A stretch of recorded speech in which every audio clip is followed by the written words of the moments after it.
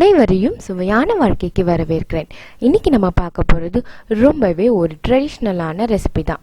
அதுதான் மட்டன் உப்பு கறி. அந்த காலத்தில் வேட்டைக்கெல்லாம் போகும்போது இவங்க நிறைய மசாலா பொருட்கள்லாம் கொண்டு போக மாட்டாங்க. கையில் கிடச்ச கொஞ்சம் பொருளை வச்சு அவங்க சமைச்சு சாப்பிடுவாங்க. அப்படி உருவான ஒரு ரெசிபி தான் இந்த மட்டன் உப்பு கறி.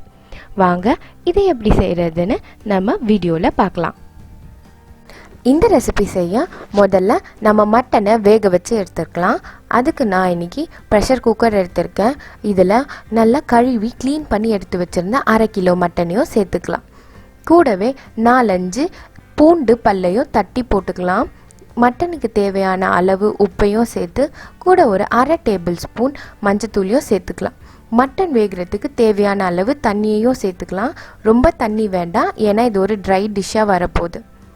இதை குக்கரை மூடி மீடியம் ஃப்ளேமில் ஒரு 5 விசில் வச்சு வேக வச்சு எடுத்துக்கலாம். நான் இன்றைக்கி மீடியமில் 5 விசில் வச்சுருக்கேன். இது அவங்கவுங்களுக்கு ஏற்ற போல் எத்தனை விசில் வேணால் வச்சுக்கலாம். வச்சு நல்லா மட்டனை வேக வச்சு எடுத்துக்கலாம். குக்கரில் 5 விசில் வந்தாச்சு, ப்ரெஷரும் ஃபுல்லாக போயாச்சு. இப்போ மட்டன் எப்படி வெந்து வந்திருக்குன்னு பார்க்கலாம். மட்டன் நல்லா சாஃப்டாக வெந்து வந்திருக்கு. அடுத்ததான் இதை தாளிச்சிடலாம். உப்பு கறியை எப்பவுமே இரும்பு கடாயில் செஞ்சால் ரொம்ப சுவையாக இருக்கும். அதனால் நான் இன்றைக்கி இரும்பு கடாய் எடுத்திருக்கேன். இதில் ஒரு 2-3 டேபிள் ஸ்பூன் நல்லெண்ணெய் சேர்த்துக்கலாம். எண்ணெய் நல்லா காஞ்சதும் ஒரு 1/2 டேபிள் ஸ்பூன் சோம்பை சேர்த்துக்கலாம். சோம்பு பொரிஞ்சதும் ஒரு 10-15 குண்டு மிளகாய் எடுத்துக்கலாம். இதுக்கு காரம்னு பார்த்தீங்கன்னா மிளகாலேருந்து தான், அதனால் உங்களுக்கு காரத்துக்கு ஏற்ற போல் மிளகா போட்டுக்கோங்க. இந்த ரெசிபிக்கு நீட்டு மிளகா நல்லா இருக்காது, குண்டு மிளகா தான் நல்லா சுவையாக இருக்கும். மிளகா எண்ணெயில் நல்லா பொரிஞ்சதும் இதில் ஒரு 10-15 நசுக்கின பூண்டையும் சேர்த்துக்கலாம். கூடவே ஒரு 20-30 சின்ன வெங்காயத்தை நான் கட் பண்ணி வச்சுருக்கேன், அதையும் கூட சேர்த்துக்கலாம். கொஞ்சம் கருவேப்பிலையும் சேர்த்து எல்லாம் நல்லா வதக்கி எடுத்துக்கலாம்.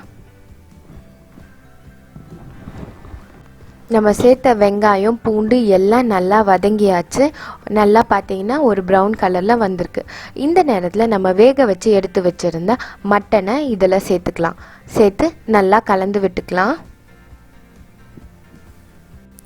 இப்போது இந்த மட்டனை அப்படியே மீடியம் ஃப்ளேமில் ஒரு 10 நிமிஷம் நம்ம வைக்கலாம். ஏன்னா உப்பு கறின்றது சுக்கா மாதிரி இருக்கணும். இதில் எந்த ஒரு கிரேவியும் இருக்காது. இதை 10 நிமிஷம் அப்படியே விட்டோன்னா இதில் இருக்கிற தண்ணி எல்லாம் வற்றி நல்லா சுக்கா மாதிரி வந்துடும். இப்போ 10 நிமிஷம் ஆயிடுச்சு. தண்ணி எல்லாம் வற்றி நம்ம சேர்த்த எண்ணெய் எல்லாம் பிரிஞ்சு வர ஆரம்பிச்சிருச்சு. அவ்வளோதான், நம்மளோட சுவையான மட்டன் உப்பு கறி ரெடி ஆகிடுச்சு. நீங்களும் இந்த ரெசிபியை உங்கள் வீட்டில் ட்ரை பண்ணி பாருங்கள். ட்ரை பண்ணி பார்த்துட்டு எப்படி இருந்துச்சுன்னு எங்களுக்கு கமெண்ட்டில் சொல்லுங்கள். அப்படியே எங்களோட சேனலுக்கும் சப்ஸ்கிரைப் பண்ணுங்கள். தேங்க்யூ.